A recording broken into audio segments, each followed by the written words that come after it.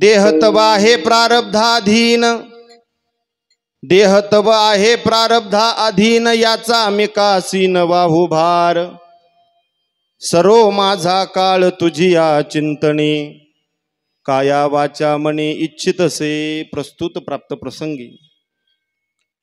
कीर्तन रूपी सेवेकरता निवडलेला अभंग याच्यावर भूतलावर जन्माला आलेल्या जडजीवांचा उद्धार करण्याकरिता आपला देह अखंड जिजवणारे पंचम वेद निर्माते वितराग संपन्न साधू, देहूचे सुप्रसिद्ध साधू जगद्गुरु श्रीमंत श्री तुकाराम महाराजांचा चार चरणाचा देहाच्या संबंधानं प्रारब्ध आणि चिंतनाच्या संबंधानं प्रयत्न सांगणारा अभंग. विठाला विठाला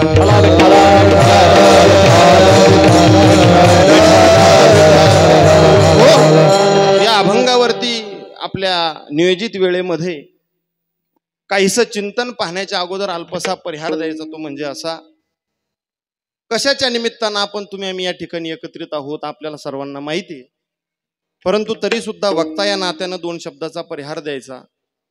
आपल्या गावातील असणाऱ्या गंगा भागीरथी कैलासवासी वैकुंठवासी सरुबाई शिवराम पाटील माकोणी आणि असणाऱ्या आईसाहेबांचं प्रथम वर्ष श्राद्ध, अत्यंत भावनायुक्त अंतःकरणानं त्यांच्या परिवारातील त्यांची दोन मुलं आदरणीय आमचे भाऊसाहेब पाटील असतील, आदरणीय आमच्या भजनी मंडळातील अण्णासाहेब भाऊ असतील आणि त्यांच्या दोन असणाऱ्या कन्या सौभाग्यवती राजू आत्या असतील, सौभाग्यवती संगीता आत्या असेल, आपले मुलं आपल्या पितरांचं असणारं पिंडदान अत्यंत सावधरित्या या ठिकाणी परिपूर्णत्वाला नेत आहे. शास्त्र वर्णन करतं, आगच्छन्तु महाभागाः, आगच्छन्तु महाभागाः विश्वदेवो महाबलः, ये हत्र विहित श्राद्धे सावधानात भवन्तु. ते सावध राहून त्या दिवशी पितरांचं असणारं पिंडदान त्या कुटुंबातील व्यक्ती त्या ठिकाणी करत असतात महाराज. आणि म्हणून त्या अनुषंगानं असणाऱ्या आईसाहेबांचं, आपल्या आईचं मातेचं असणारं पिंडदान, असणारा दर्पण विधी, असणारं उत्तर कार्याचा विधी या ठिकाणी समापन्न होत आहे. विठाला फार भावनायुक्त अंतःकरणानं असणारा हा परिवार या ठिकाणी आईसाहेबांना जाऊन आज 1 वर्ष पूर्ण झालं महाराज. आणि तुम्हा आम्हाला तुमची आमची संस्कृती एक शिकवते महाराज, काय गेलेल्या पितरांच्या संबंधानं नाही, तुम्हाला एक वेळेस तुम्ही जेवू नका घालू माणसं, पण पिंडदान करायचं चुकू नका. पिंडदान फार महत्वाचं आहे. आणि म्हणून त्या पिंडदानाकरता तो दर्पण विधी असतो महाराज, उत्तर कार्याचा विधी असतो. श्राद्ध श्राद्ध श्राद्ध म्हणजे नेमकं काय, तर शास्त्रामध्ये त्याची अशी व्याख्या आलेली आहे, यत क्रियते श्राद्धा इति श्राद्ध, जे श्रद्धापूर्वक अंतःकरणानं केल्या जातं त्याला श्राद्ध असं म्हणतात. विठा असणाऱ्या वर्ष श्राद्धाच्या निमित्तानं कैलासवासी गंगा भागीरथी सरुआईंच्या प्रथम वर्ष श्राद्धाच्या निमित्तानं आपण तुम्ही आम्ही सर्वजण या ठिकाणी एकत्रित आलेलो आहोत. आपल्याला काहीशा राहिलेल्या वेळेमध्ये या अभंगाचं पदापदाचं चिंतन पाहण्याचा प्रयत्न करायचा आहे.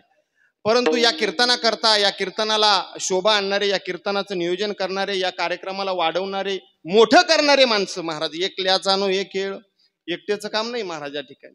आणि म्हणून सुंदर अशी साथ या कीर्तनाकरता अत्यंत गोड अशी साऊंड सिस्टीम ज्यांची तुम्हा आम्हाला प्राप्त झाली, असे आमच्या सर्वांचे आदरणीय लाडके जगदीश भाऊ दळे, त्यांच्या एकदा सर्वांनी टाळ्या वाजवा, त्यांच्यासाठी टाळ्या वाजवा महाराज. आदरणीय आदी हरिभक्तीपरायण या कीर्तनाकरता उपस्थित असणारे, या कीर्तनाला अलंकृत करणारे, या कीर्तनाला साज घालणारे जे काही आमचे गायनाचार्य मंडळी, त्यामध्ये आमचे आदरणीय हरिभक्तीपरायण संगीत विशारद, संगीत अलंकार महाराष्ट्रभर ज्यांचा आवाज आज खूप मोठा झाला महाराज, योगायोगाने लाभली बरं का ही जोडी आपल्याला. आदरणीय हरिभक्तीपरायण काशीनाथ महाराज टेकाळे, सहजासहजी ते मिळत नाही, पण सहज फोन केला सहजासहजी प्राप्त झाले महाराज. हा योगायोग आहे. विठाला विठाला. त्यांच्यासोबत असणारे आमचे पाहुणे, गटकळ पाहुणे आहे का नाही, तेलकुडगाववरून आले महाराज, फार दुरून आले. या बाजूला असणारे आमचे अमोल दादा असतील, आपल्याच गावातील युवा कीर्तनकार हरिभक्तीपरायण, आमचे परमार्थिक स्नेही हरिभक्तीपरायण कल्याणजी महाराज पुराणे महाराजही या ठिकाणी टाळ घेऊन उभे आहेत महाराज बरं का. तसं सहसा नाना बरं का, एक कीर्तनकार दुसऱ्या कीर्तनकाराच्या कीर्तनाला टाळ घेऊन कधी उभा राहिलेला आम्ही पाहिला, हे फार क्वचित घडतं महाराज. याच्याकरता एकल्याचा नो एक खेळ मी तुम्हाला सुरुवातीला बोलून गेलो. हा प्रेमाचा विषय असतो, हा स्नेहाचा विषय असतो. आणि म्हणून त्या मोठ्या अंतःकरणानं महाराज या ठिकाणी उपस्थित आहेत, त्यांनाही या ठिकाणी दंडवत करतो, धन्यवाद देतो. आदरणीय आमचे नवनाथ तात्या असतील, आदरणीय तात्या असतील, कोपरेकर, तिळापूरकर, तिळापूरकर भजनी मंडळ, त्यामधून आदरणीय महाराज या ठिकाणी उपस्थित आहेत. आपल्या गावातील फरतडे मामा, आदरणीय गोरखभाऊ नांगरे असतील, आदरणीय माऊली असतील, या बाजूला गोरखभाऊ असतील, आदरणीय आमचे आप्पा असतील, चिवा अण्णा पाटील, भारत महाराज, निंभारीकर भजनी मंडळ, अमोल महाराज जगताप, नारायण भाऊ, आदरणीय माऊली, आदरणीय परभणे महाराज आणि आदरणीय आमचे असणारे पांडुभाऊ आणि सुंदर असे विनेकरी या कीर्तनाला गोड अशी मृदंगाची साथ देण्याकरता उपस्थित असणारे फार धावपळ करीत आले महाराज. आदरणीय आमचे हरिभक्तीपरायण कानिपनाथ महाराज जाधव या ठिकाणी मोठ्या कष्टानं उपस्थित झालेले, त्यांच्याही चरणावरती दंडवत प्रणाम करतो. आदरणीय संपत महाराज पवार आहेत, या बाजूला असणारे आपल्या गावातील भजन टिकवणारे, वाढवणारे, आतापर्यंत चालवणारे आदरणीय भास्कर आप्पा असतील, आदरणीय सुनील तात्या असतील, हार्मोनियमची साथ करणारे आदरणीय आमचे गणेश महाराज पंडित असतील आणि आदरणीय आमचे नांगरे तात्या असतील, या सर्वांच्या चरणावरती दंडवत प्रणाम करतो. येणाऱ्याला येऊ देत चाला. तुम्ही फक्त बसलेले मंडळी 1 तास 1.25 तास सर्वांगाचे कान करून ऐका. विठ्ठल देहाच्या संबंधानं शास्त्र तुम्हा आम्हाला काही गोष्टी प्रारब्धावरती आहेत असं सूचित करताय. कोणकोणत्या गोष्टी प्रारब्धावरती अवलंबून आहे? यश अपयश, यश अपयश हे प्रारब्धावरती अवलंबून आहे. लाभ आणि हानी प्रारब्धावरती अवलंबून आहे आणि जन्म आणि मृत्यू प्रारब्धावरती अवलंबून आहे. विठ्ठल तुम्ही आम्ही सगळेजण यशाकरता प्रयत्न करतो, प्रत्येकाला यश पाहिजे महाराज. इथं असा कोण बसलेला माणूस आहे का त्याच्या जीवनात त्याला असं वाटतं मी अपयशी झालो पाहिजे? कोणाला वाटत नाही महाराज. परंतु प्रत्येक जण या ठिकाणी यशाची इच्छा व्यक्त करतोय. प्रारब्धावशाने त्याच्या पदरामध्ये अपयश येताना दिसतंय. प्रत्येक जण लाभाकरता प्रयत्न करतोय, प्रारब्धवशाने त्याच्या जीवनात, त्याच्या प्रारब्धात, त्याच्या पदरात हानी पदरात पडताना दिसते. आणि प्रत्येक जण असणारा जगायसाठी प्रयत्न करतो, परंतु प्रारब्धवशाने त्याच्या जीवनामध्ये काळ येऊन ठेवतो. विठ्ठल यशाची इच्छा आहे परंतु अपयश पदरात आहे, लाभाची इच्छा आहे परंतु हानी पदरात आहे, आणि जगण्याची इच्छा आहे महाराज परंतु मृत्यू दम काढत नाही. एक लक्षात ठेवा, या 6 गोष्टी प्रारब्धाच्या अधीन महाराज. जन्म आणि मृत्यू, यश आणि अपयश, लाभ आणि हानी. आणि याच्याही पलीकडे जाऊन जर सांगायचं झालं तर ऐका, अन्नमान धन हे तो प्रारब्धाधीन. आपल्याला अन्न आज किती वाजता खायला मिळणार आहे हे सुद्धा प्रारब्धाच्या ताब्यात आहे महाराज. ही सुद्धा गोष्ट तुमच्या आमच्या ताब्यात नाही. आपल्याला अन्न आज किती वाजता मिळणार आहे किंवा मिळणारच नाही ही सुद्धा गोष्ट प्रारब्धाच्या अधीन आहे. एक फार गोड दृष्टांत आमचे सर पाठामध्ये सांगायचे. काय महाराज, आपण सर्वजण रोज जेवण करतो, बरोबर आहे की नाही? बरोबर आहे का पाहुणे मंडळी? बरोबर आहे का करजगावकर? ते काय घोटाळा होतो, थोडा बाबा ओळखीचा असल्यामुळं खास असं वजन पडत नाही महाराज, है की नाही? हाच महाराज जर एखाद्या मोठ्या गाडीत कोटबीट घालून आला असता बाहेरून, लोक माना बरोबर हलवले असते. परंतु चला जाऊ द्या, प्रेमाचे मंडळी आहेत. आपण सर्वजण रोज जेवतो महाराज. नाना जेवतो आपण रोज. मी नानांचं नाव वारंवार का घेतो महाराज? ते प्रत्येक माझ्या कार्यक्रमाला उपस्थित असतात म्हणून घेतो. रोज आपण जेवण करतो महाराज. जेवायचं कशासाठी? जगण्यासाठी, बरोबर आहे ना? जगायचं कायसाठी? म्हणा खायसाठी. असं नाही, आपण जेवण करतो परंतु आपल्याला जेवत असताना आपली संस्कृती एक शास्त्र शिकवते. या गोष्टीचं आपण कधीतरी अनुकरण केलं पाहिजे. काय शिकवते? जेवणाचं ताट समोर आल्याच्या नंतर, आपण जेवणाच्या ताटाकडे पाहिल्याच्या नंतर अंतःकरणामध्ये देवाचं चिंतन करावं. देवाचं चिंतन करता करता बरोबर असणाऱ्या त्या जेवणाच्या ताटाला आपण पाणी फिरवावं. कशा करता पाणी फिरवायचं? मुंग्या आत येऊ नये म्हणून पाणी याच्या करता फिरवायचं महाराज का हे परमेश्वरा, हे भगवान, आज तुझ्या कृपेने माझ्या समोर हे जेवणाचं ताट आलेलं आहे बर का. हे तुझं, तू आम्हाला दिलंय देवा, हे तुझं आहे. पाणी फिरवणे म्हणजे महाराज समर्पण करणे. आणि एक लक्षात असू द्या, जीवनामध्ये ज्याच्या जीवनामध्ये समर्पण आहे तो जगातला सगळ्यात मोठा माणूस आहे. विठ्ठल ताटाला पाणी फिरवण्याचा अर्थ त्या प्रभू परमात्म्याला असणारं अन्न समर्पण करायचं. देवा तुझ्यामुळं मला हे आज मिळालंय बुवा खायला, नाहीतर मी उपाशी राहिलो असतो. आपण समर्पण केलं पाहिजे. एक टोकाचं वाक्य बोलतो, लक्षात आलं तर पहा. ज्याच्या जीवनामध्ये समर्पण नाही ना महाराज, त्याच्या जीवनाचं सरपण व्हायला वेळ लागत नाही.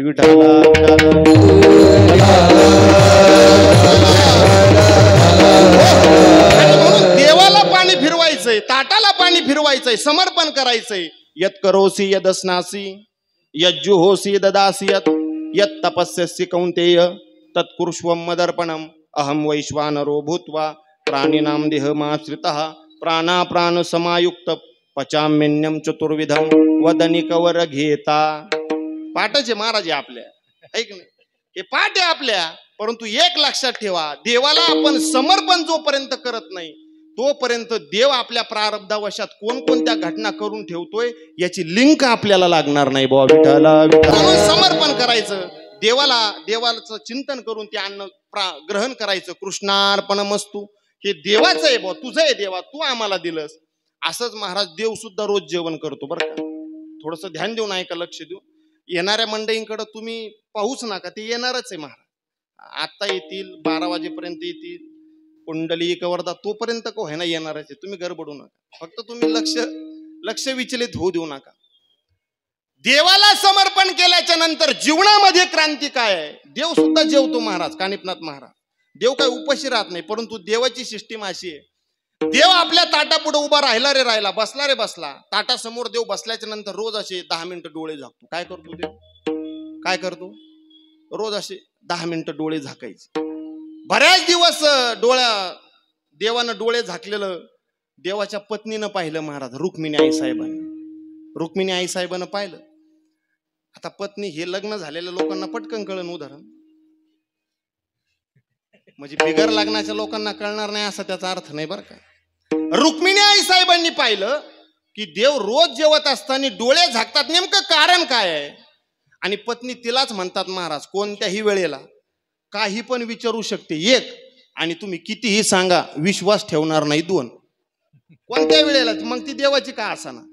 कोणत्या वेळेला तुम्ही कीर्तन करून घरी गेले तरीही विचारणार, तुम्ही रानातून आले तरीही विचारणार, तुम्ही पखवाज वाजून गेले तरीही विचारणार, कोणत्याही वेळेला विचारणार महाराज. तिलाच पत्नी म्हणतात. एकानं काय केलं महाराज, थोडीशी बारीक कटिंग केली आणि ते कौतुकानं म्हणलं बायकोला, खरे म्हणे आज कटिंग बारीक केल्यामुळे मी जरा तरुणच दिसायला लागलो. ती म्हणे चप्पी करून यायची ना, मग बाळा त्यातलेच दिसले असतात. तिला काय नवल आहे महाराज, आहे का नाही. पत्नीला नवल नाही, पत्नीचा विश्वास बसण्याच्यात शंका आहे महाराज. एक लक्षात असू द्या, देवाची पत्नी होती, देवाची का असा ना प्रश्न विचारला. म्हणे देवा बोला म्हणे रुक्मिणी आई साहेब, काय आज्ञा आहे. रुक्मिणी आई साहेबांनी सांगितलं, देवा बऱ्याच दिवसाचं मी पाहते, तुम्ही रोज जेवण करत असताना डोळे झाकता, 10 मिनिटं असे डोळे झाकता मग जेवण सुरुवात करता, काय कारण आहे देवा. देवानं सांगितलं, अगं रुक्मिणी, देवानं खरं कारण सांगितलं बरं का, तिला खोटं नाही सांगितलं. देवानं रुक्मिणी आई साहेबाला खरं सांगितलं. देवानं सांगितलं, रुक्मिणी ऐक, मी रोज डोळे झाकतो याचं एकच कारण आहे, या जगाचं प्रारब्ध माझ्या हातात आहे. रुक्मिणी काय बोलले देव, या जगाचं प्रारब्ध माझ्या हातात आहे. प्रारब्धवशाने कोणाला कुठं जेवण द्यायचं किंवा प्रारब्धवशाने कोण कुठं जेवणार आहे याची सर्व लिंक मला लावल्याशिवाय मला जेवता येत नाही. रुक्मिणी आई साहेबांना ते खोटं वाटलं. रुक्मिणी आई साहेब म्हणे, काही पुढ्या सोडिता म्हणे, असं कुठं होत असतं का. हा, डोळे झाकल्यावर कुठं जग दिसत असतं का, असं होणार नाही म्हणे देवानं खरं सांगितलं. रुक्मिणीला पटलं नाही महाराज, पण मग देवाचं तेच काम चालू, डोळे झाकणे आणि 10 मिनिटं असणारं सर्व सृष्टीचं भ्रमण करून आल्याच नंतर देवानं जेवण करणे, एवढंच देवाचा धंदा. बऱ्याच दिवस झाले. रुक्मिणीने एक गंमत केली महाराज. रुक्मिणी आता ती शक्कलच देवाची बायको होती महाराज. हा, रुक्मिणी आई साहेबांनी अशी शक्कल लढवली. काय केलं रुक्मिणी आई साहेबांनी, रुक्मिणी मातेनं अशी या आकाराची, इकडे लक्ष द्या, कीर्तन पाहावं लागतं आणि ऐकावं पण लागतं बरं का. या आकाराची अशी सोन्याची डबी घेतली. कशाची, सोनं माता माऊली, सोनं कळतं ना तुम्हाला, त्याच्यात आमचा हात कोणी धराव म्हणा महाराज, आहे का नाही. सोन्या इतका आम्हाला काहीच प्रिय नाही. या आकाराची सोन्याची डबी घेतली बरं का. कोणी, रुक्मिणी आई साहेबांनी या आकाराची सोन्याची डबी घेतली आणि त्या सोन्याच्या आकाराच्या डबीमध्ये या एवढ्याशा छोट्याशा डबीमध्ये 2 जिवंत मुंगळे सोडले. ध्यान देऊन ऐका बरं का, दृष्टांत फार गोड आहे. 2 जिवंत मुंगळे सोडले महाराज, आणि ती सोन्याची डबी असणारी एका चांदीच्या चौकोनी पेटीमध्ये ठेवली. त्या चांदीच्या चौकोनी पेटीला कुलूप लावलं, तिची चावी आपल्या कमराला ठेवली. चांदीची चौकोनी पेटी एका लाकडी अशा मोठ्या पेटीमध्ये ठेवली. ती लाकडी पेटी चावी तिचं कुलूप लावून आपल्या कमराला आता कोणतं कशात काय ठेवलं हे तुम्ही ध्यानात ठेवू नका. तुम्ही फक्त मुंगळेन सोन्याची डबी ध्यानात ठेवा, बाकीच्याला मी पक्का आहे बरं का. हा, चांदीची पेटी एका लाकडी पेटीमध्ये ठेवली. लाकडी पेटी बंद पेटी एका लाकडी उभ्या कुठीमध्ये ठेवली. ती बंद कुठी एका लाकडी बंद खोलीमध्ये ठेवली. आणि 15 दिवस त्या खोलीकडे कोणालाच जाऊ दिलं नाही. काय म्हणले? 15 दिवस त्या खोलीकडे कोणाला जाऊ दिलं नाही. रुक्मिणी आई साहेबांना वाटलं 15 दिवस झाले मी एका डबीमध्ये मुंगळे सोडलेले, आता ते मुंगळे अण्णा वाचून मेले असतील. 15 दिवस ते जगूच शकत नाही, तग धरूच शकत नाही महाराज. अन्न नसल कस काय जगल महाराज. हा, पण एक लक्षात ठेवा, तो जगाचा मालक आहे. जगाचा प्रारब्ध ज्या मालकाच्या हातात आहे तो पंढरपूरचा पांडुरंग. रुक्मिणी आई साहेबांनी हा सगळा पराक्रम केला होता. 15 दिवस त्या बंद खोलीकडे दास नाही, दासी नाही, पोरं नाही, लेकरं नाही, बाळ नाही, घरचे नाही, बाहेरचे नाही, भालदार नाही, चोपदार नाही, कोणालाच जाऊ दिलं नाही. बंद खोली करून ठेवली. बरोबर 15 दिवसानं देव आपल्या पाटावरती बसले. बसल्याच्या नंतर देवानं डोळे झाकावे, आणि डोळे झाकल्याच्या नंतर 10 मिनिटानं देवानं भोजन चालू करावं. जसं देवानं भोजन चालू केलं तसंच रुक्मिणी आई साहेबांनी देवाचा हात धरला. ओ देवा काय करता म्हणे. थांबा थांबा थांबा, काय करता म्हणे. ते म्हणे रुक्मिणी अगं सगळेजण जेवले म्हणे, आता मला जेवायचं. ते म्हणे सगळे जेवले. ते म्हणे सगळे जेवले, कोणी उपाशी नाही, कोणीच उपाशी नाही, सगळ्यांना पोहोचलं म्हणे अन्न. चला म्हणे माझ्या बरोबर. रुक्मिणीनं देवाचा हात धरला आणि त्या बंद खोलीकडे नेलं. बंद खोलीचा दरवाजा उघडला. बंद खोलीतून बंद कुठीचा दरवाजा उघडला. बंद कुटीतून लाकडी पेटीचा दरवाजा उघडला. लाकडी पेटीतून चांदीच्या पेटीचा दरवाजा उघडला. आणि चांदीच्या पेटीतून सोनं तेवढं ध्यानात ठेवा, दृष्टांत संपुष्टो. चांदीच्या पेटीतून ती सोन्याची डबी काढली. आणि सोन्याची डबी उघडल्याच्या नंतर रुक्मिणी आई साहेबांनी देवाकडे अशी दाखवली. देवा पहा म्हणे, पहा म्हणे, देवा पहा म्हणे. देवानं सांगितलं अगं वेडे रुक्मिणी, मला काय दाखवते, तूच एकदा पाय. ज्या वेळेला रुक्मिणी आई साहेबांनी ती डबी आपल्याकडे घेतली त्यावेळेस पाहते तर काय, त्या सोन्याच्या डबीमध्ये 2 जिवंत तर मुंगळे आहेच आहेत, परंतु त्या मुंगळ्यांच्या 2ही मुंगळ्यांच्या तोंडामध्ये एक एक असणारा तांदळाचं शीत आहे. पोषितो जगासी हो एकला तो पोषितो जगासी, एकला तो पोषितो जगासी, एकला तो पोषितो जगासी. अरे नाठवी खूपडू अरे नाठवी खूपडू देवा, अरे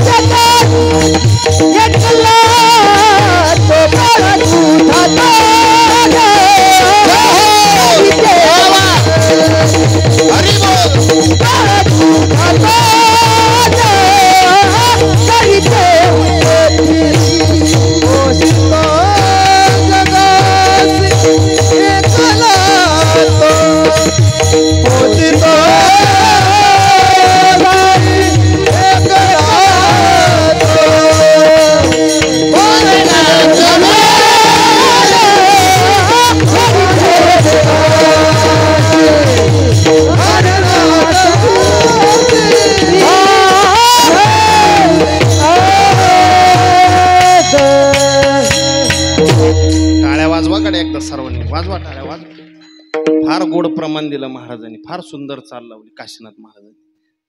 पोषितो जगासी एकला तो, कारे नाठविसी कृपाळू देवासी. पोषितो जगासी एकला तो. रुक्मिणी आईसाहेबांनी देवानं सांगितलं अगं तूच पाय म्हणे. जे वेळेस रुक्मिणीनं ती डोबी पाहिली महाराज डोक्यालाच हात लावला आणि मनातल्या मनात विचार करायला लावली. रुक्मिणी आईसाहेब 15 दिवस झाले म्हणे मी या डबीचं झाकण बंद केलं. बरं बंद डबी, बंद चांदीची पेटी, बंद चांदीची पेटी, बंद लाकडी पेटी, बंद लाकडी पेटी, बंद कोठी आणि बंद कोठी बंद खोलीत. एवढ्या सगळ्या गोष्टी केल्यानंतर सुद्धा या मुंगळ्यांच्या तोंडामध्ये ही अन्नाचं शीत आलं कुठून? वृक्षाची पानं हले ज्याची सत्ता. महाराज या ठिकाणी हे जे काही वृक्ष तुम्हाला दिसतात ना, याचं पान जरी हलायचं असेल तर देवाची परवानगी घ्यावी लागते. विठाल. रुक्मिणी आई साहेबांना प्रश्न पडला काय झालं असेल बो. मनातल्या मनात विचार करायला लागली. देवांना सांगितलं रुक्मिणी फार टेन्शन नको घेऊ म्हणे, डोकं फुटून जाईन तुझं. हा, ज्या वेळेला तू या जिवंत मुंगळ्याला त्या बंद डबीमध्ये बंद करत होती, ती जिवंत होते, जिवंत त्या मुंगळ्यांना बंद करत असताना मला त्या गोष्टीची जाणीव झाली. त्यांच्या जीवनामध्ये त्यांच्या प्रारब्धामध्ये अन्न खाण्याचं शिल्लक होतं रुक्मिणी, म्हणून ते जिवंत राहिले. अन्न जर खाण्याचं प्रारब्धात शिल्लक नसतं तर ते मुंगळे कदाचित मेले असते. परंतु त्यांच्या जीवनामध्ये अन्न प्रारब्धानं शिल्लक आहे तरी सुद्धा तू जिवंत मुंगळ्यांना मारण्याकरता निघाली. त्या गोष्टीची काळजी खऱ्या अर्थानं मला घ्यावी लागते. कारण अहम वैश्वानरो भूत्वा प्राणी नामदेहमाश्रितः प्राणा प्राण समायुक्त पचाम्यन्यम चतुर्विधम.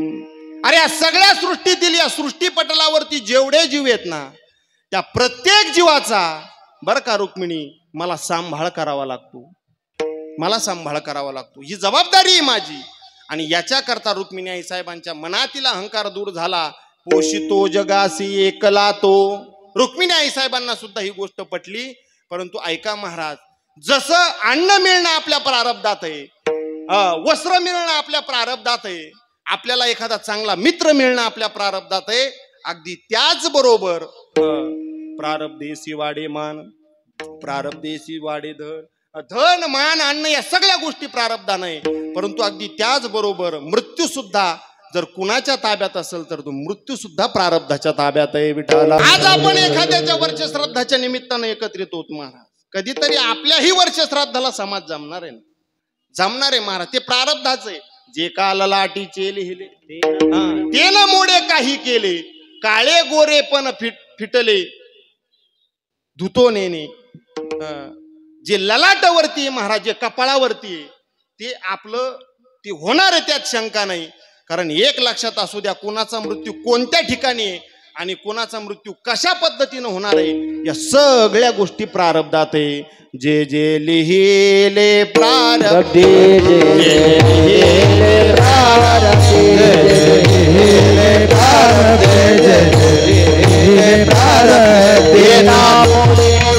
कधी ते ना चुके कर्म कधी, कर्म कधी ते ना चुके कर्म कधी. होणारा सारखी बुद्धी, होणारा सारखी बुद्धी, होणारा सारखी बुद्धी, होणारा सारखी बुद्धी. कर्म रे खात रे कर्म रे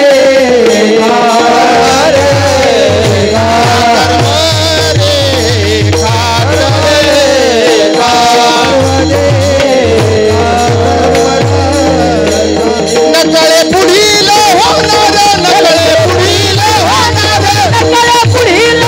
नकळे पुढील होणार, नकळे पुढील होणार,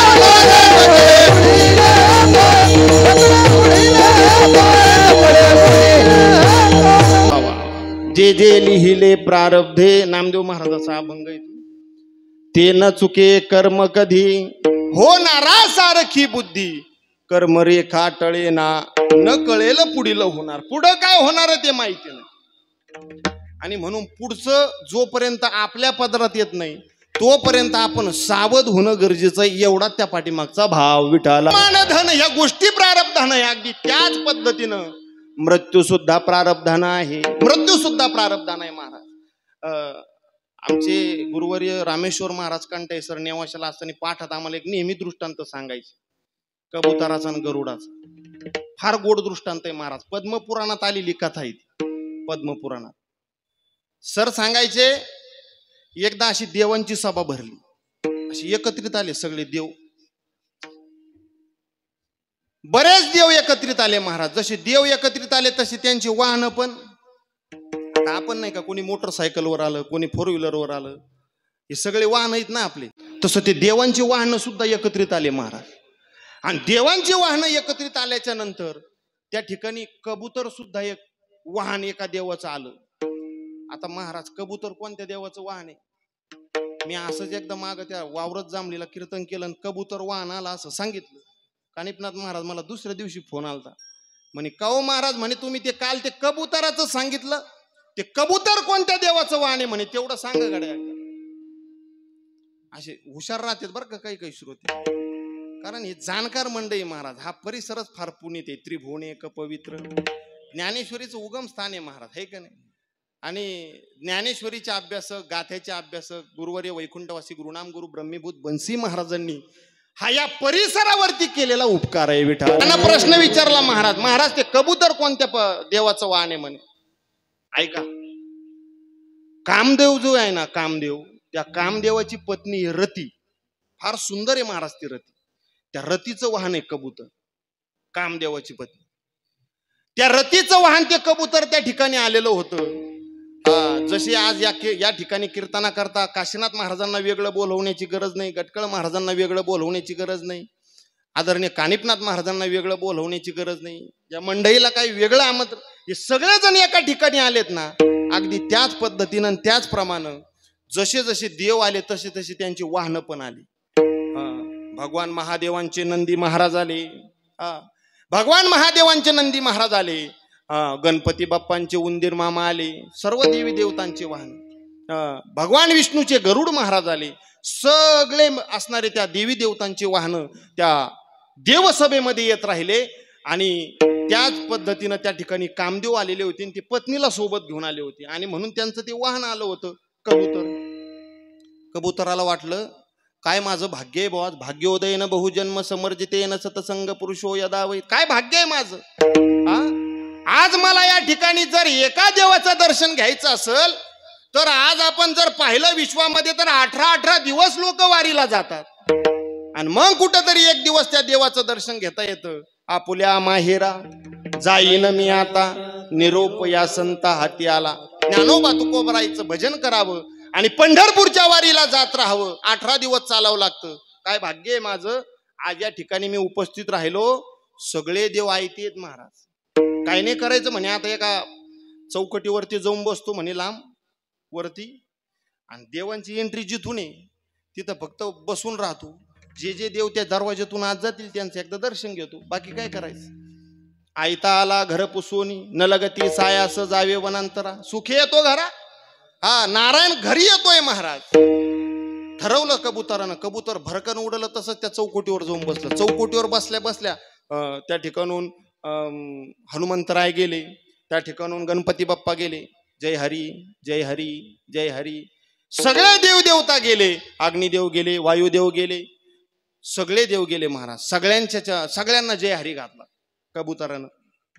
सगळे देव गेल्याच्या नंतर मागून यमराज आले. आता यमराजाचं वाहन काय,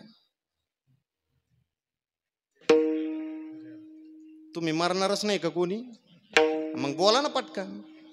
यमराजाचं वाहन आहे महाराज रेडा.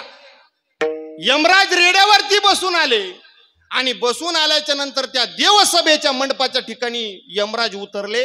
आणि उतरल्याच्या नंतर जसे यमराज खाली उतरले तसं वर बसलेल्या कबुतरानं यमराजाला पाहिलं महाराज.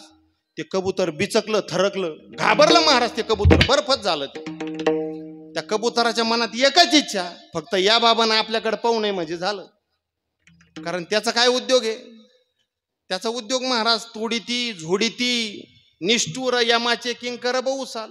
त्याचा कार्यक्रमच तू आहे महाराज, त्याचा धंदाच आहे तू. कबूतर घाबरलेलं कबूतर तसंच दबी धरून बसून राहिलं. परंतु अनावधानानं काय त्या गोष्टीत तिथं काय प्रारब्ध असेल, अनावधानानं ते यमदेव त्या चौकटीच्या त्या दरवाज्यातून जात असताना यमदेवाचे पायात पाय आडखळले आणि जसे पायात पाय आडखळले तशी यमदेवाची नजर कबुतराकडे गेली महाराज. जसं यमराजानं कबुतराला पाहिलं, यमराजा मोठमोठे ना हसायला लागले. 10-15 मिनिटं हसत होते महाराज, हसायला लागल्याच्या नंतर एक लक्षात ठेवा, ते कबूतर इतकं घाबरलं, तिथून उडी मारली त्या कबुतरानं. आतमध्ये देवाकडे जावं तर देव सभेत बसलेले, आता जायचं कुणाकडं, त्राहिमाम मला वाचवा. मग असणारं कबूतर त्या देवाच्या असणाऱ्या वाहनाकडे गेलं. देवाचं वाहन कोणतं आहे? गरुड पक्षी. गरुड पक्षाच्या ठिकाणी कबूतर आलं आणि कबुतरानं सांगितलं, गरुड महाराज मला वाचवा, त्राहिमाम मला वाचवा. काय झालं म्हणे गरुडा? काय नाही म्हणे गरुड महाराज, मी सगळ्या देवांचं दर्शन घेण्यासाठी त्या चौकटीवरती जाऊन बसलो होतो. चौकटीवरती बसल्याच्या नंतर सगळ्या देवतांचे दर्शन झाले, परंतु मागून यमराज आले, त्यांचे पायात पाय आडखळले आणि त्यांनी माझ्याकडे पाहिलं. ते माझ्या कपाळाकडे पाहून हसायला लागले. 100% गाड्या मी आज मरतोय, माझं प्रारब्धात इथंच मृत्यू आहे म्हणे. आज मला काही करा म्हणे, पण मला वाचवा, नाहीतर मला एखाद्या सुरक्षित ठिकाणी पोहोचत करा. आकांत करायला लागलं महाराज, ते कबूतर आकांत करायला लागलं. आता गरुड महाराज म्हणे, अरे काळजी कशाला करतो, हा मी असल्यावर काय म्हणे, बस म्हणजे माझ्या पाठीवरती. गरुडानं कबुतराला पाठीवरती घेतलं आणि जे उड्डाण केलं महाराज. आता गरुडाचा वेग सांगू का तुम्हाला? गरुडाचा वेग जर तुम्हाला वाचायचा असेल तर ज्ञानेश्वरीचा 9वा अध्याय वाचा बर का. गरुड एका तासाला 1,00,000 किलोमीटर जातंय महाराज. हा गरुड पक्षाचा वेग आहे बर का. किती 1,00,000 किलोमीटर. ते आज पाहिजे होतं राहू दे, आहे ना महाराज. कीर्तनकार कलाकार मंडळी लय फिरावं लागतं महाराज या मंडळीला, आहे का नाही? नेते मंडळी खूप फिरावं लागतं. काय प्रवास आहे महाराज. एका तासाला गरुड 1,00,000 किलोमीटर जातंय. ही ताकद आहे महाराज त्याच्या बाहूमधली. बसवलं कबुतराला खांद्यावरती, 1,00,000 किलोमीटर उड्डाण केलं महाराज. दूर अशा अरण्यावरती 1,00,000 किलोमीटर नेऊन घातलं. पाण्याचा सरोवर, सुंदर असं अरण्य आहे, पाण्याचा सरोवर आहे आणि सुंदर अशा वटवृक्षाच्या बरोबर मधल्या बुंथ्याला त्या कबुतराला त्यानं पोहोचत केलं. आणि गरुडानं सांगितलं म्हणे, कबुतरा मारणारा इथून 1,00,000 किलोमीटर. किती? 1,00,000 किलोमीटर मारणार आहे. एवढ्या लांब हा एकटा पठ्ठ्याच तुला इथं आणून घालू शकतो. हा आता इथं राहा, इथं पिण्यासाठी पाणी आहे, खाण्यासाठी फळं आहे अरण्यातली. आणि देवाची एकदा सभा संपल्याच्या नंतर देवाला क्षीरसागरात पोहोचतं केलं रे केलं का मी तुला घ्यायला पुन्हा इथं येतो. पुन्हा त्या गरुड पक्षाने उड्डाण केलं आणि देवसभेच्या ठिकाणी गरुड राज आले. गरुड पक्षी त्या ठिकाणी आल्याच्या नंतर तोपर्यंत सभा मोडलीच होती महाराज. लोकाला दम खायचा आहे का? लोकाला काही काही ठिकाणी दमच निघत नाही. सभा असल, कीर्तना असल, असे लोक दाबून धरावं लागतात महाराज. सभा तोपर्यंत विस्कळीतच झाली होती. एक पाहुणे एक देव बाहेर निघायला लागले होते. बाहेर निघता नेमकं असणारं गरुड महाराजांचं यमराजाचं दर्शन एकूणाराला झालं. समोरासमोर दर्शन झालं. गरुड महाराजांनी त्यांना जय हरी घातला म्हणे, जय हरी महाराज. यमराजानं सुद्धा जय हरी घातला. गरुडानं प्रश्न विचारला यमाला, म्हणे का हो महाराज, म्हणे ते कबूतर बसलं होतं म्हणे, तुम्ही त्या कबुतराकडे पाहून हसले म्हणे, ते घाबरलं म्हणे, ते घाबरलं महाराज, थरकलं, ते त्याचा बर्फ झाला म्हणे. कशामुळे तुम्ही त्याच्याकडे पाहून हसले? त्या गरुडाला यमानं जे उत्तर दिलं ना महाराज, ते उत्तर एकदा ऐका. यमराज गरुडाला काय म्हटले माहितीये का? म्हणे, गरुड महाराज ऐका, झालं असं म्हणे, ज्या वेळेला मी त्या चौकटीतून आत येत होतो मला काय त्याच्याकडे पाहायचं नव्हतं, परंतु माझ्या प्रारब्ध वशाने माझे पायात पाय गुतले आणि मी त्या ठिकाणी आडखळलो. सहजच माझी नजर त्या असणाऱ्या कबुतराकडे गेली आणि कबुतराकडे गेल्याच्या नंतर जशी माझी नजर कबुतराकडे गेली तसं मला त्या कबुतराचं कपाळ दिसलं म्हणे. त्या कपाळात मला असं दिसलं, त्या कपाळावरती असं लिहिलेलं होतं, बरोबर या ठिकाणाहून 1 तासानी या असणाऱ्या या ठिकाणाहून इथून बरोबर 1,00,000 किलोमीटर एका पाण्याच्या सरोवराच्या ठिकाणी, एका वटवृक्षाच्या मधल्या बुंथ्याला आणि एका घनदाट अशा अरण्याच्या ठिकाणी या कबुतराचा मृत्यू होणार आहे हे त्याच्या प्रारब्धात आहे. परंतु मी विचार करत होतो हा कबूतर किती उडाला म्हणजे 1,00,000 किलोमीटर जाईल. किती उडाला कबूतर म्हणजे 1,00,000 किलोमीटर जाईल. अरे तो 7 जन्म जरी उडाला तरी सुद्धा 1,00,000 किलोमीटर कबूतर जाऊ शकत. काय बोललो मी? 7 जन्म उडू द्या महाराज, त्याच्या बाहूत एवढी ताकद नाहीये, तू जाऊ शकत नाही. महाराज गरुड महाराजाची मेमरी 5G होती. 5G लागलेच उड्डाण केलं गरुड महाराजांनी. जे 1 तासात रन काढायचा होता तो अर्ध्याच तासात काढला. परंतु त्या ठिकाणी गेल्याच्या नंतर बरोबर त्या मधल्या बुंथ्याला, वटवृक्षाच्या मधल्या बुंथ्याला, पाण्याच्या सरोवराच्या ठिकाणी गरुड महाराजांना जाऊस तवर कबूतर मरून पडलेलं होतं. महाराज जे जे लिहिले प्रारब्धे ते न चुके कर्म कधी, हो नारा सारखी बुद्धी कर्मरेखा टळे ना. गरुडाचा असणारं कितीही उड्डाण केलं असतं तरी सुद्धा मृत्यू टाळता आला नसता. त्याचं कारण जगद्गुरु तुकोबरायांनी सांगितलं. घडोघडी काळ घडोघडी काळ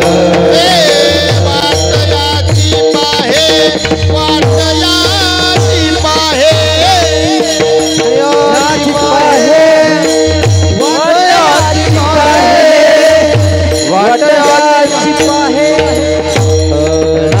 घडोघडी काळ वाटयाचे पाहे, घडोघडी काळ वाटयाचे पाहे, घडी काळ वाटयाचे पाहे, घडोघडी काळ वाटयाचे पाहे. अजून किती आहे अवकाश, अजून किती आहे अवकाश.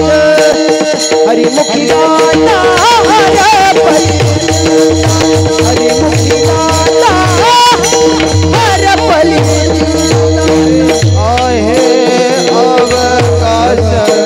अजून किती आहे अवकाश. हरिमुखी दाता हरिमुखी दाता हरपली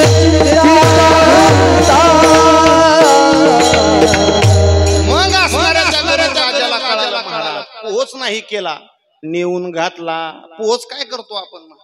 त्या काळाच्या समोर आम्ही काही करू शकत नाही. कळालं होतं जगद्गुरु तुकोबरायांना, कळालं होतं त्या ठिकाणच्या सर्व साधकांना. महाराज असणाऱ्या या सगळ्या गोष्टी देहाच्या संबंधाने, प्रारब्ध देहाच्या संबंधाने, मृत्यू देहाच्या संबंधाने, लाभ हानी देहाच्या संबंधाने, यश अपयश देहाच्या संबंधाने. कळालंय आम्हाला.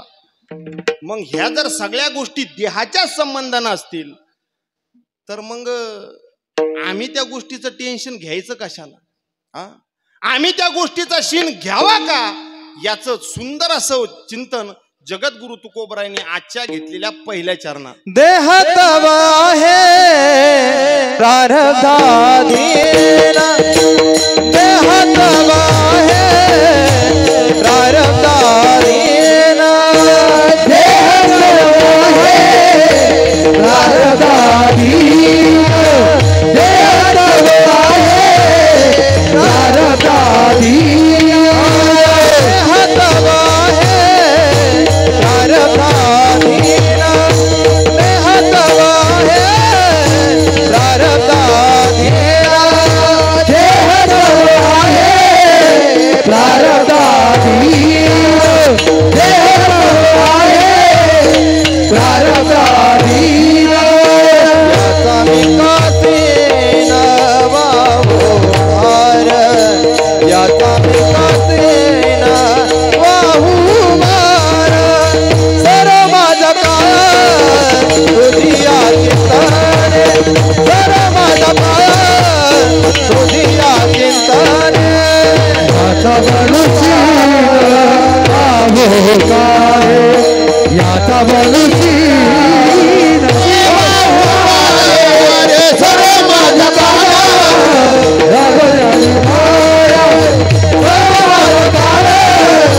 तुझिया चिंतने. देह तव आहे प्रारब्धाधीन, याचा विकासीन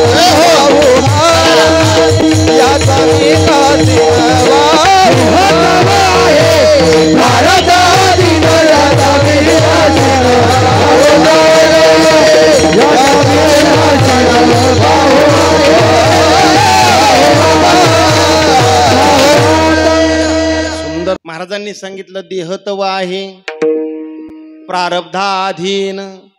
या गोष्टी जर देहाच्या संबंधानं प्रारब्धावश असतील तर मी याचा मी का सीन, मी याचा शीन कशाला घेऊ, या गोष्टीचं मी टेन्शन काय घेऊ. तर आपल्याला मग काय कोणत्या गोष्टी टेन्शन घ्यायचं. ज्ञानोबरायांनी सांगितलं 7व्या अध्यायामध्ये ये रतनु मनु प्राणी, या गोष्टीचं टेन्शन घ्या महाराज. कोणत्या? ये रतनु मनु प्राणी जे अनुसरले देहाचे अवसनी, ते देहाच्या निर्वाणी मीची होती. देह आपल्या प्रारब्धानं आल्याच्या नंतर जर आपण संत विचारांना अनुसरून कार्य करत असलो तर तुकोबरांनी ज्ञानोबरांनी सांगितलं ते देहाच्या निर्वाणी मीची होती. विठ्ठल विठ्ठल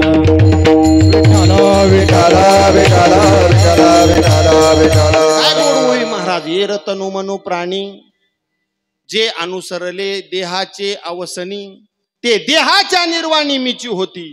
ते देहाचं निर्वाण होत असताना अंतकाळी ज्याच्या नामाले मुखा, तुका म्हणे सुखा पार नाही. अंतकालेच मामेव स्मरण मुक्त्वा कलेवरम यत् प्रयाती समद्भावम यास्ती नास्त्यत्र संशयः. अंतकाळीला जर त्या प्रभू परमात्म्याचं नाम येत असेल तर आपण त्या गोष्टीचं अनुसरण केलं पाहिजे की ज्या गोष्टीमुळे हा जीवात्मा अमर झाला. या कोणत्या गोष्टीचं अनुसरण करायचं.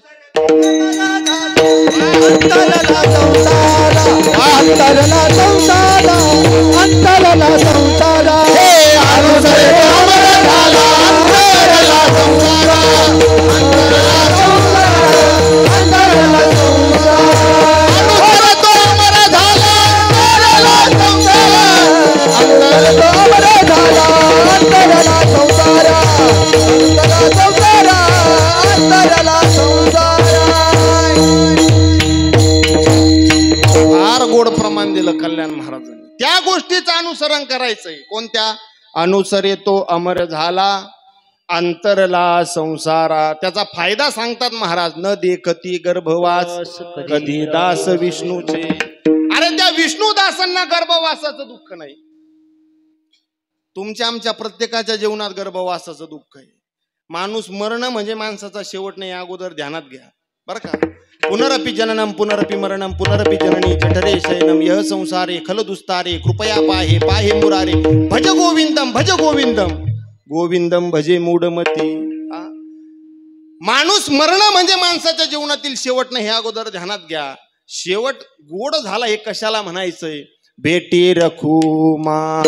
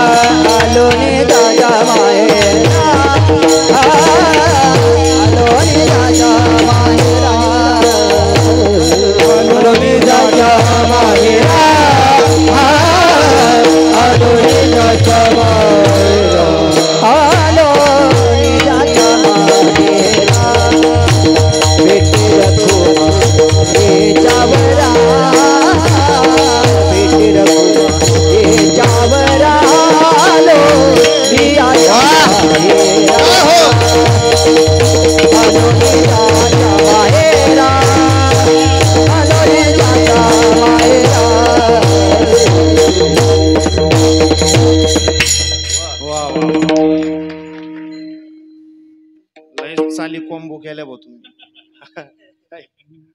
कला आहे महाराज एक सुंदर अशी गायनाची.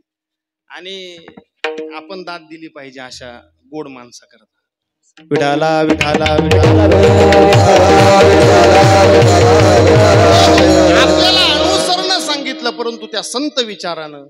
आणि आपण याच गोष्टीला अनुसरलं पाहिजे ज्या दिवशी माणसाच्या जीवनामध्ये तो रखुमाईचा वर भेटल. आलो निजाच्या माहेरा बेटी रखुमाईच्या वरा कळालं महाराज आम्हाला बऱ्याच वेळापासून तुम्ही देहाचं प्रारब्ध सांगितलं अनुसरण सांगितलं या गोष्टीचा शीन घेण्यात मजा नाही काय अर्थ आहे महाराज त्याच्यात या गोष्टी होत राहणार आहे मला अजून एक फार सुंदर गोड अभंग आठवतो सावता महाराजांचा समयासी सादर भावे देव ठेवीन तैसे रहावे समयासी सादर भावे समयासी सादर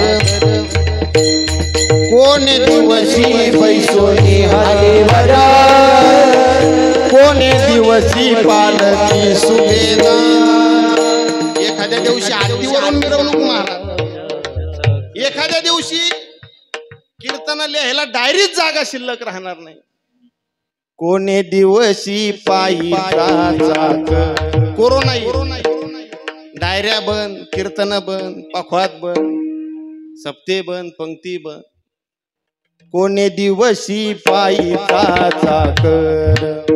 चालत जावे समयासी सादर भावे समयासी सादर भावे कोणे दिवशी करोनी आचमन कोणे दिवशी घरात नाही धान्य कोरोना एखाद्या दिवशी पंचपक्वान्न आम्हाला पाठात सर नेहमी सांगायचे पंचपक्वान्न श्री बालाजीचा बेत श्री म्हणजे श्रीखंड बा म्हणजे बासुंदी ला म्हणजे लाडू जी म्हणजे जिलेबी श्री बालाजी कोणे दिवशी करोनी आचमन कोणे दिवशी घरात नाही धान्य कोणे दिवशी द्रव्याची साठवण कोठे साठवावे कोठे साठवावे समयासी सादर भावे समयासी सादर अनुसरे तो अमर झाला या सगळ्या गोष्टी प्रारब्धात आहे महाराज त्याचं टेन्शन घ्यायचं कारण नाही या सगळ्या गोष्टी जशा प्रारब्धाने तशाच आपल्या जीवनामध्ये मृत्यू सुद्धा आपल्या प्रारब्धाने कोणे दिवशी यम येती कोणे दिवशी यम येती चालून कोणे दिवशी प्राण जातील घेऊन कोणे दिवशी स्मशानी जाऊन एकटे राहावे समयासी सादर भावे समयासी सादर भावे काय प्रयत्न करायचा कोणे दिवशी होईल सद्गुरु कृपा कोणे दिवशी चुकेल जन्म मरण खेपा कोणे दिवशी सावत्याच्या बापा कोणे दिवशी सावत्याच्या बापा दर्शन द्यावे दर्शन द्या समयासी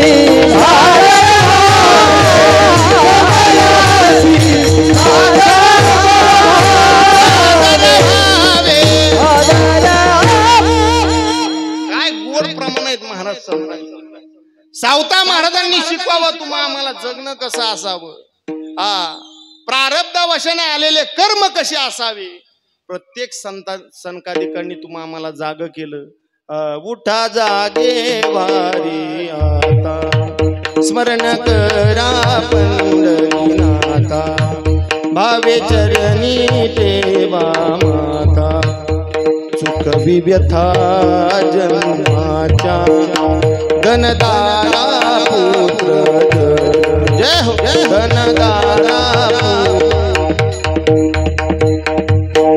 प्रत्येक वेळेला एक एक संत तुमच्या आमच्या दारापर्यंत आले महाराज जगद्गुरु तुकोबराय 450 450 वर्षापूर्वी आले तुकोबरायांनी असणार महाराज त्या वासुदेवाचं स्वरूप धारण करावं आणि प्रत्येकाच्या घराघरामध्ये जाऊन प्रत्येकाच्या दारादारामध्ये जाऊन तुम्हा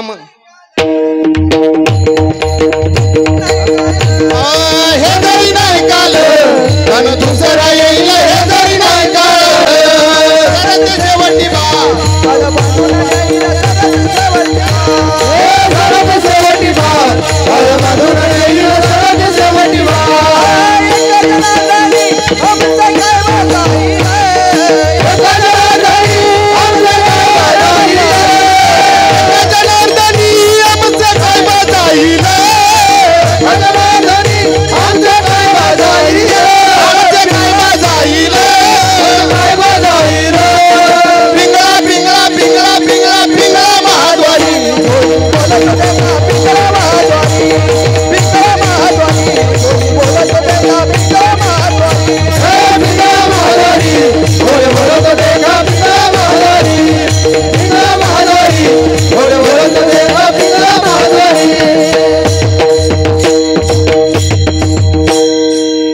नाथबाबांनी दारोदार जाऊन सांगितलं, तुकोबरायांनी वासुदेवाचं स्वरूप धारण करावं आणि प्रत्येकाच्या घराघरात जावं, दारादारात जावं. आता जागा रे बाईला, आता जागा रे बाईनो जागा, आता जागा रे बाईनो जागा, आता जागा रे बाईनो तोरण जला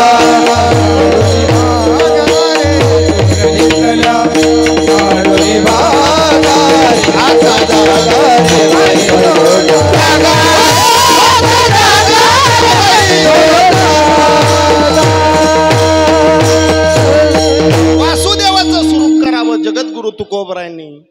महाराज काय वासुदेव प्रकरण आहे महाराज.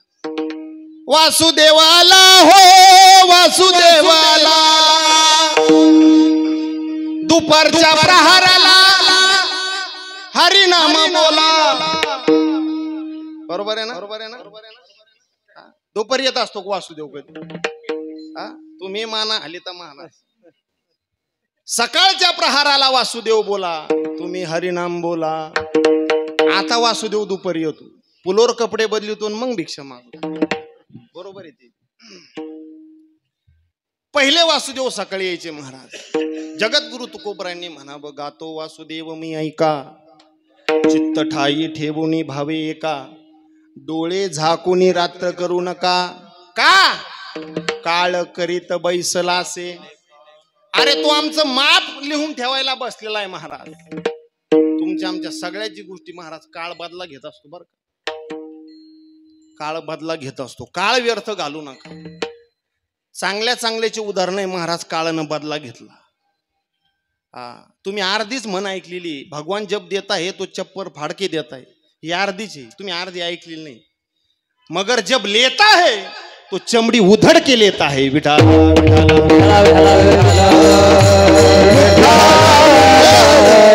आपण अर्धच ऐकत असतो महाराज. आपल्याला एवढीच म्हण पाठी, भगवान जब देता है तो चप्पर फाड़ के देता है, लेकिन लेता है तो चमडी उधड़ के लेता है. महाराज कळालं आम्हाला या सगळ्या गोष्टीत काय शिल्लक राहतंय. ते जर काय शिल्लक राहत असेल तर ते तुमचं आमचं कर्म आहे. त्या कर्माकरता माणसानं जागं राहिलं पाहिजे.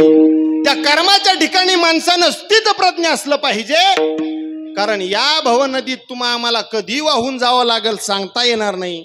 म्हणून याच्या करता या सगळ्या गोष्टी प्रारब्धाच्या जरी असल्या तरी सुद्धा ऐका विज्ञानवाद्यांनी थोडेसे कान उंच करून, जगद्गुरु तुकोबराय आदी करून सकल संतांनी तुम्हा आम्हाला प्रारब्ध नाही शिकवलं तर तुम्हा आम्हाला प्रयत्न शिकवला. तो प्रयत्न कोणता आहे? अभंगाचं द्वितीय चरण. सर्व माझा काळ तुझिया चित्ताने, सर्व माझा काळ तुझिया चित्ताने, सर्व माझा काळ तुझिया चित्ताने,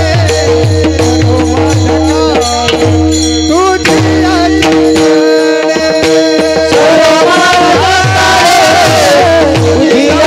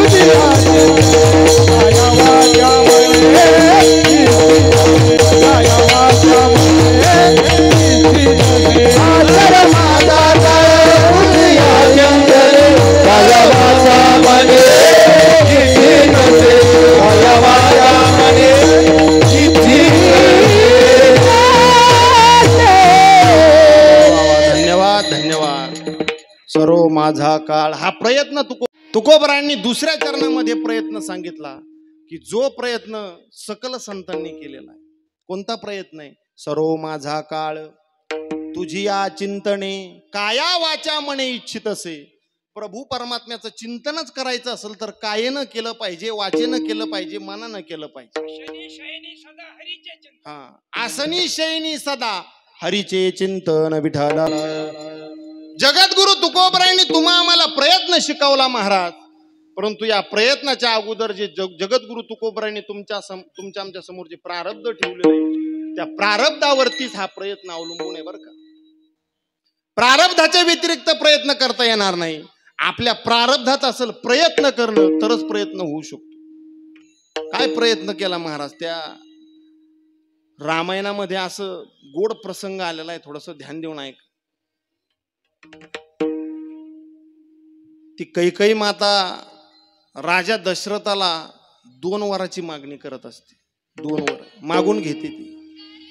एका वरानं प्रभू रामचंद्रजीला वनवास मागते आणि दुसऱ्या वरानं आपल्या मुलाला भरताला गादी मागून घेते. 14 वर्षाचा वनवास कैकेयी मातेनं मागितलेला आहे प्रभू रामचंद्रजींकरता. ताप सवेश विशेष बुदासी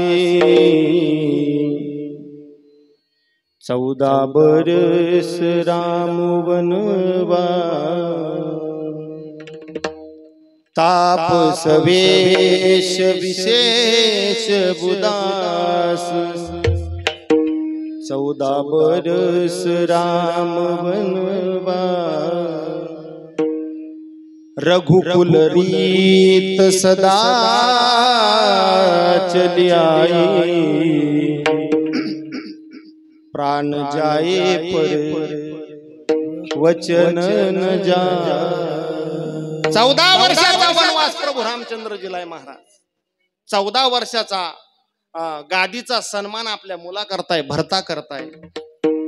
त्या आईनं 2 वर मागून घेतले महाराज. जगाच्या मालकानं वल्कल धारण केली आणि असणाऱ्या अयोध्येमधील आपल्या माता कैकेयी असल, माता सुमित्रा असल, या सगळ्या मातेचं दर्शन प्रभू रामचंद्रजींनी घ्यावं आणि वनवासाकडे निघावं. वनवासाला गेल्याच्या नंतर भरत आणि शत्रुघ्न मामाच्या गावी गेलेले असतात. जसे ते अयोध्या नगरीमध्ये प्रवेश करतात, मामाच्या गावावरून परत येतात अयोध्या नगरीकडं, त्यावेळेस भरत आपल्या समोर काही वेगवेगळे दृश्य पाहायला सुरुवात होते. भरत आपल्या समोर पाहतोय अयोध्या नगरीमध्ये माझा प्रवेश झालेला आहे, परंतु कुणी माझ्या संग बोलायला तयार नाही. सगळे अयोध्या खाली मान घालून उभी आहे. काय झालं असावं, काय झालं असावं, भरताच्या मनात प्रश्न आहे महाराज. आणि ज्यावेळेस भरत आपल्या महलामध्ये जातो आणि भरत महलामध्ये गेल्याच्या नंतर त्या भरताला कळत महाराज, त्या ठिकाणी सगळ्या गोष्टी कळल्या जातात की आपल्या आईनं, आपल्या मातेनं स्वार्थापोटी माझ्या दादाला 14 वर्षाचा वनवास आणि मला 14 वर्षाकरता राजसिंहासन मागून घेतलंय. हे ज्यावेळेस त्या भरताला कळतं ना महाराज, तर तो भरत आपल्या आईला शाप देत असतो. इतिहासामध्ये नवे या भारत भूमीमध्ये पहिला आईला शाप देणारा इतिहासात फक्त भरतच आहे बर का. भरत आपल्या आईला शाप देतो, हे पापी मा, तू जर माझ्या दादाला 14 वर्षाचा वनवास देत असेल तर हा भरत तुला पुन्हा कधी आई म्हणणार नाही. हे सोड, परंतु या सृष्टीच्या, या पृथ्वीच्या पटलावरती तुझं नाव सुद्धा कोणी ठेवणार नाही.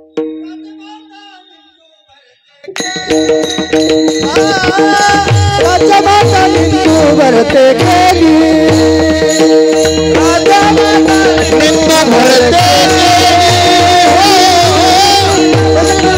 भरते गेली जनात विभीषणे बंधू, विभीषण बंधू, राधे जनात विभीषणे बंधू,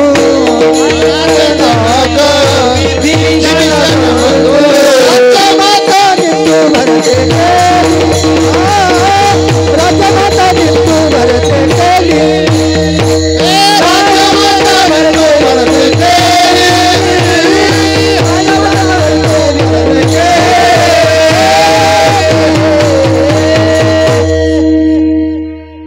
प्रल्हादे जनक बिभीषण बंधू राज्य माता निंदू भरते केली. आईचा तो त्याग करायला लागला महाराज. त्याला घृणा तयार झाली आईविषयी. आणि इतिहासातला पहिला मुलगा आहे महाराज तो की तो आपल्या आईला शाप देतो. हे पापी मा, हे कैकई मा, तू जर माझ्या दादाला 14 वर्षाचा वनवास देत असेल तर हा भरत तुला पुन्हा कधी आई म्हणणार नाही. शाप आहे महाराज. या जगामध्ये कलियुगामध्ये कोणी तुझं नाव ठेवणार नाही. बसलेल्या माता भगिनींपैकी आहे का कोणाचं नाव कैकई आहे? आहे का? असलं तर सांगा, आपण सत्कार करू तिचा. होय, काशीनाथ महाराज पाथऱ्याकडं, अमोल महाराज मांजरीला, काही पाहुणे तिकडं. अरे त्रिभुवनात नाही कोणी ठेवत नाही महाराज. स्वार्थी लोकांचं नाव कोणी घेत पण नाही. विठाला विठाला विठाला विठाला विठाला विठाला विठाला विठाला. काही स्वार्थी होते. मंथरा नावाच्या अपविचारानं तिच्या बुद्धीवरती राज मिळवलेलं होतं. स्वार्थी झाली होती काही. आणि आजही महाराज घराघरात मंथरा आहेत विचाराच्या. घर घर में रावण बैठा इतने राम कहा से लाऊ. घराघरात काही आहे महाराज, घराघरात रावण आहे.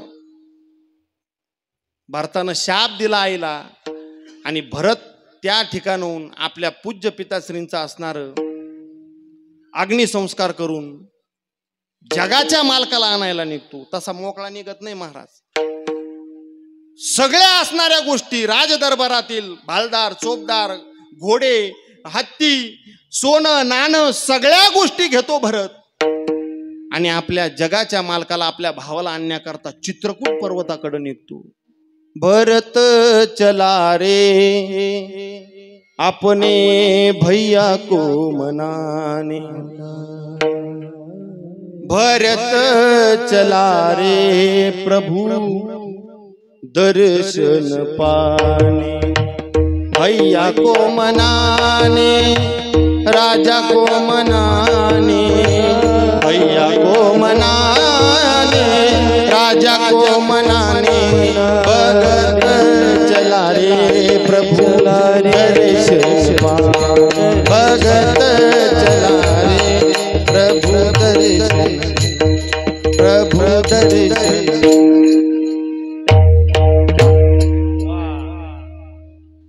देवाला आणण्याकरता भरत चाललेला आहे. चित्रकूट पर्वतावरती ज्यावेळेस भरत पोहोचतो महाराज, त्या ठिकाणून भरतानं पाहिलं आपल्या वडिलांची असणारी जी काही परिस्थिती झाली होती, अग्निसंस्कार झालेला होता, तो सगळा भरतानं त्या ठिकाणून 2-3 दिवस त्यांची शोकात गेले. आणि त्याच चित्रकूट पर्वतावरती असणार जगाच्या मालकानं आपल्या पूज्य वडिलांचं दर्पण विधी केला. भरतानं सुद्धा विधी केला, पिंडदानाचा विधी केला. जो विधी जगद्गुरु तुकोबरायांनी सुद्धा केला. माझे झाले गया वर्जन, फिटले पितरांचे ऋण. ऋणातून उत्तीर्ण होण्याकरता तो विधी करणं आवश्यक आहे. भरतानं विधी केला महाराज.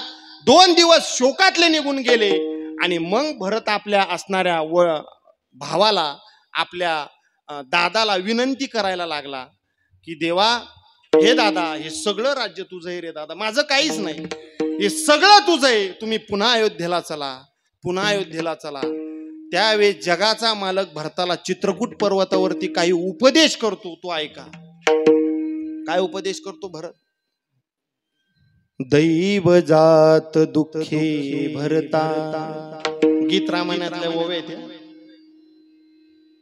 दैव जात दुःखे भरता, दोष ना कुणाचा. पराधीन आहे जगती पुत्र मानवाचा. दोष ना कुणाचा. माय कै ना दोषी नभे दोषितात. राज्य त्याग कानन यात्रा असे कर्म जा. खेळ चाललासे माझ्या पूर्वसंचिताचा पराधीन आहे जगती पुत्र मानवाचा दोष ना कुणाचा. आईचा दोष नाही, वडिलाचा दोष नाही, हे प्रारब्ध आहे भरता. माणसाच्या जीवनामध्ये दोन गोष्टी प्रारब्धाने येत असतात. कोणत्या दोन गोष्टी? जरा मरण यातून सुटला कोण प्राणी जात, दुःख मुक्त जगला काय कुणी जीवना. जरा मरण यातून सुटला कोण प्राणी जात, दुःख मुक्त जगला काय कुणी जीवना. काय शोक करिसी वेड्या स्वप्नीच्या फळांचा, पराधीन आहे जगती पुत्र मानवाचा दोष ना कुणाचा. दोन ओंडक्याची होते सागरात भेट, एक लाट तोडी दोघा पुन्हा नाही गाठ. क्षणिक देवी आहे बाळा मेळ मनसाचा, पराधीन आहे जगती पुत्र मानवाचा दोष ना. पराधीन आहे जगती पुत्र मानवाचा दोष ना कुणाचा. हा दोष आपला दोष नाही, हे सगळं प्रारब्धाचं आहे. आणि म्हणून एक करायचंय, तुमच्या जीवनामध्ये जो काही भाग चिंतना करता अवलंबून आहे. सर्व माझा काळ हा प्रयत्न आहे महाराज. हा प्रयत्न केला जगद्गुरु तुकोबरांनी, हा प्रयत्न केला संत मीरांनी, हा प्रयत्न केला महाराज कान्होपात्रेनं. कान्होपात्र माहितीये का? हा कान्होपात्र अशी महाराज की ज्या मुलीला आपली फक्त आईच माहितीये, बाप माहिती नाही. थोडेसे कान उंच करून ऐका. एका वेश्येची मुलगी भक्ती करून धन्य झाली, कान्होपात्रेला देवानं मंदिरात जागा दिली. अरे वेश्येची मुलगी आहे, परंतु आजही तुम्ही जर पंढरपूरला गेलात तर जगाच्या मालकाच्या अगोदर दर्शन जर कुणाचं होतंय तर ते कान्होपात्रेचं. विठाला विठाला विठाला विठाला विठाला विठाला विठाला. हा प्रयत्न कान्होपात्रेनं केलेला आहे महाराज. संत मीराबाई असतील, संत कान्होपात्र असतील, किती संतांची यादी सांगता येईल मला. हा प्रत्येक प्रयत्न त्या संतांनी केला आणि तो प्रयत्न केल्याच्या नंतर त्यांच्या जीवनामध्ये स्थिती प्राप्त झाली. सर्व माझा काळ तुझी या चिंतने, काया वाचा मने इच्छितसे. कळालं महाराज आम्हाला?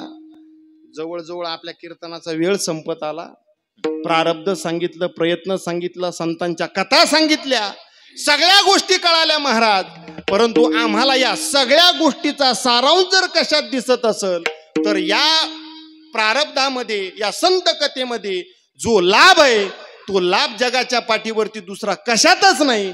अभंगाचं तिसरं लाभतो नदीसे याऊन दुसरा, लाभतो नदीसे याऊन दुसरा, लाभतो नदीसे याऊन दुसरा, लाभतो नदीसे याऊन दुसरा.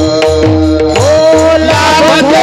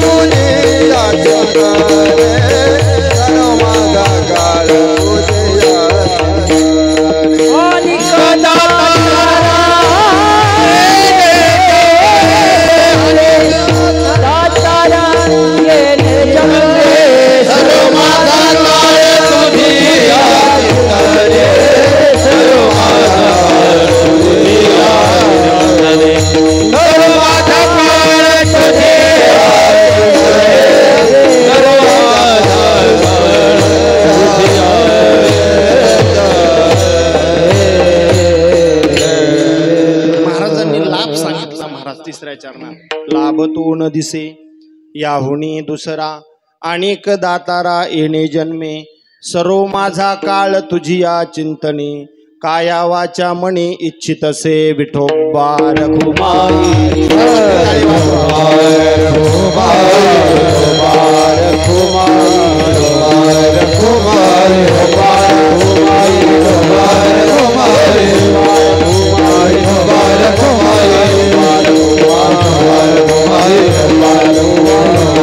आपल्या वेळेमध्ये आपण थांबणार आहोत. जगद्गुरु तुकोबरायांनी लाभ सांगितला की जो लाभ जगद्गुरु तुकोबरायांनी स्वतः आपल्या जीवनामध्ये अनुभवला. बरं का, कोणता लाभ अनुभवला जगद्गुरु तुकोबरायांनी? तुकोबरायांना कळालं होतं की आपल्याला हा मनुष्य देह तयार होत असताना अनेक प्रकारच्या यातना आहेत, अनेक प्रकारचे दुःख आहेत, परंतु या दुःखातून हा अनमोल प्रकारचा नरदेह तुमच्या आमच्या पदरात पडला ना, मग याचं आपण निश्चित सोनं केलं पाहिजे. अरे मेरुतुल्य पृथ्वी दिदल्या सुवर्ण, न मिळे एक क्षण नरदेह. मेरू पर्वता एवढं पृथ्वी एवढं जरी सोनं दिलं महाराज, तरी आयुष्यातला एक क्षण वाढून मिळत नाही. आता हे सोडा, नाथ महाराजांची उभी सांगतो. नाथ महाराजांनी भागवतात सांगितलं, नरदेहाचा आयुष्य क्षण, न देता मिळे कोटी सुवर्ण, ते म्या नाशिले संपूर्ण, आपण या आपण नाडिले विठाला विठाला.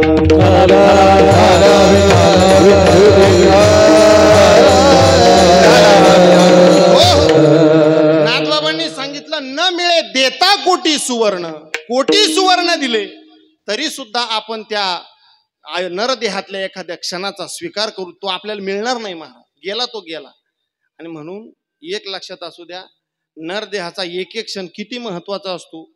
कोरोनात ज्यांना ऑक्सिजन सिलेंडर नाही भेटले त्यांना जाऊन विचार, आहे का नाही महाराज? कोटी होते का इकडं, कोटी, पण बेड मिळत नव्हता. ही नरदेहाची वास्तविकता आहे. हे काय दुसरे तिसरे काय नाही महाराज. आपण फक्त आपलं वैराग्य स्मशानात गेले तोपर्यंत.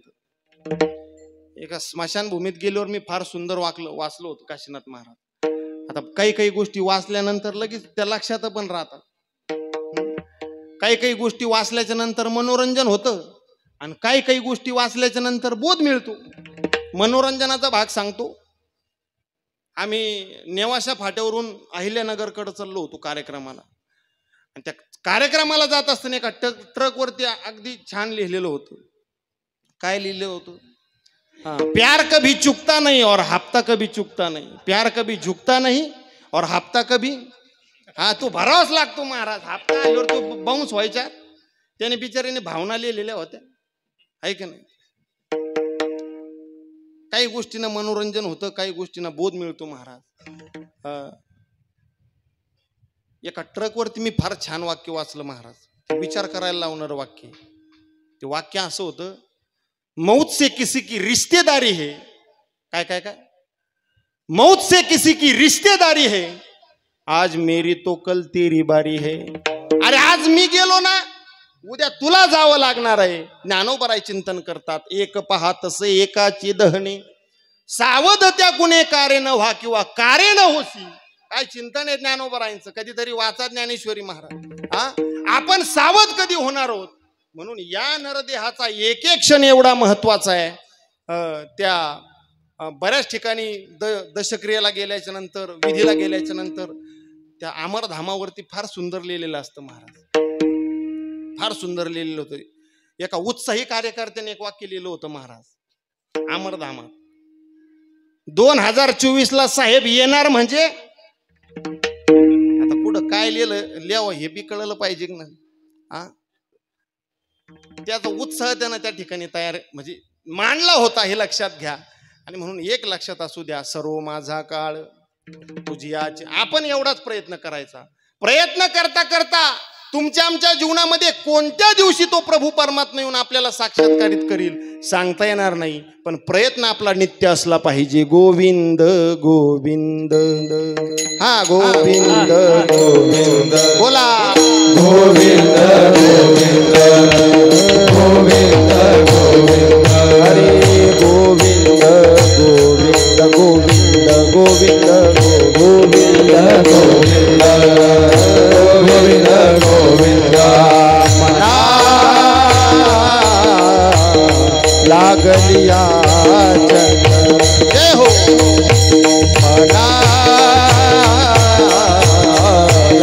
नागरिया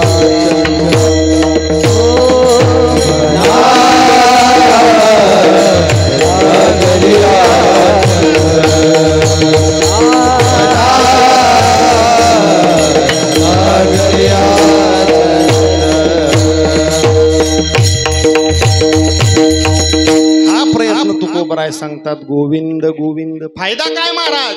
मग गोविंद ते काया, तुमची काया गोविंद होईल बुवा. भेद नाही देवातया. आणि म्हणून या गोष्टी करता प्रयत्न करा. सर्व माझा काळ तुझी या चिंतने, काया वाचा मने इच्छित असे, लाभ तो न दिसे याहुनी दुसरा, आणि दातारा येणे जन्मे.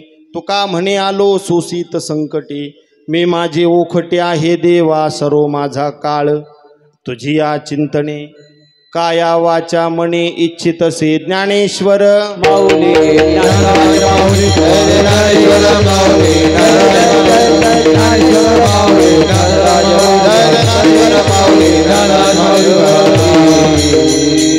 सुंदर असं या ठिकाणी आईचं पूजन आहे.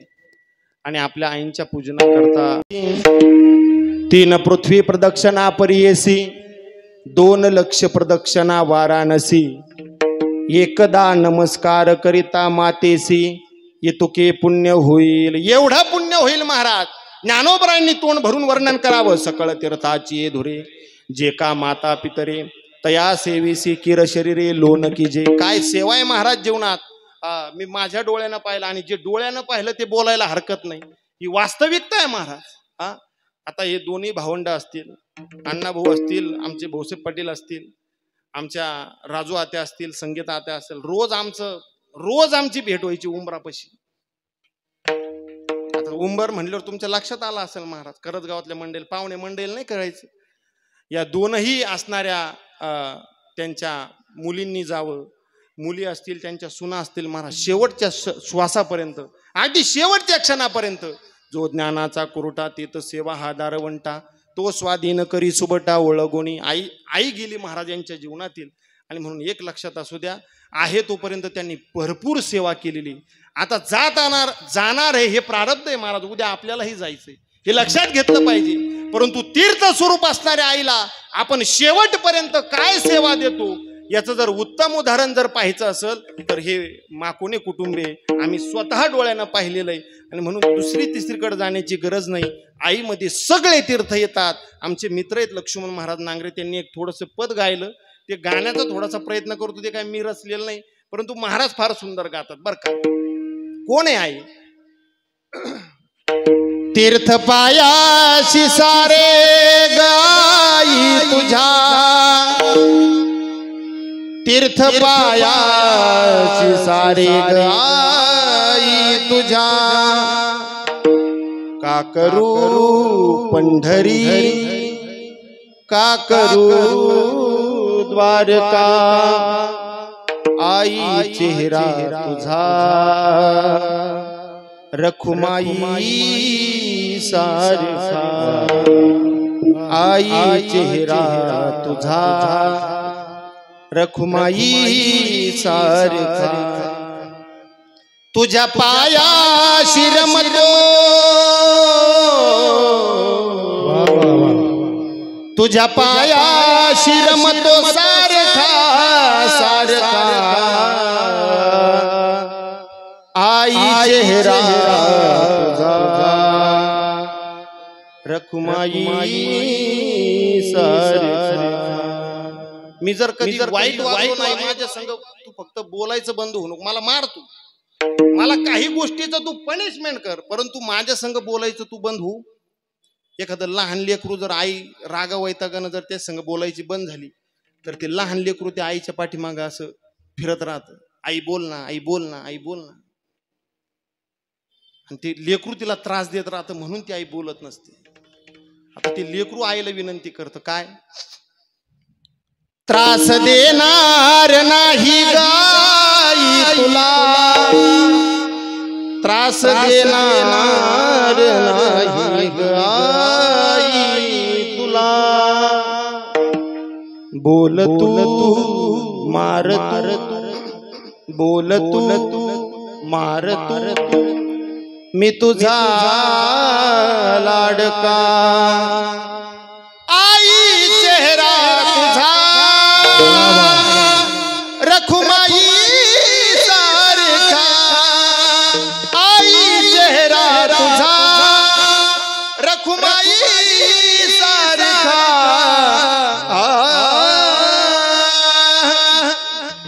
एक लक्षात असू द्या त्या आईचं स्वरूप म्हणजे देव आहे आणि देव म्हणजे दुसरं तिसरं कोण नाही तर आईच आहे. याच्या करता हा सगळा खटाटोप या परिवारानं केलेला आहे. द्यावे तेवढे धन्यवाद थोडे ना तरी बालक बोबडा बोले का वेडा वाकुडा वेचुका पावले ते चोच करुणी माऊली रिजीजीवी. बोलण्याच्या ओघामध्ये एखादा अपसिद्धांत झाला असेल एखादा सिद्धांत चुकीचा वाटला असेल वयाला न शोभणारं वाक्य वाटलं असेल तर मायबापाचं अंतःकरण करून मोठं अंतःकरण करून ते पदरात घ्या आणि एखाद्या शब्दानं खऱ्या अर्थानं आपल्याला काहीतरी भावलं असेल चांगलं वाटलं असेल त्या गोष्टीचा संग्रह करा. हे आमचं काहीच नाहीये. हे सगळं जे काही आहे ते सगळं आमच्या गुरुजनांचं आहे आणि त्यांच्याकडून आलेला हा प्रसाद आमच्या वाटेला तो फक्त पोहोचत करण्याचं काम तुमच्यापर्यंत आम्ही करत असतो.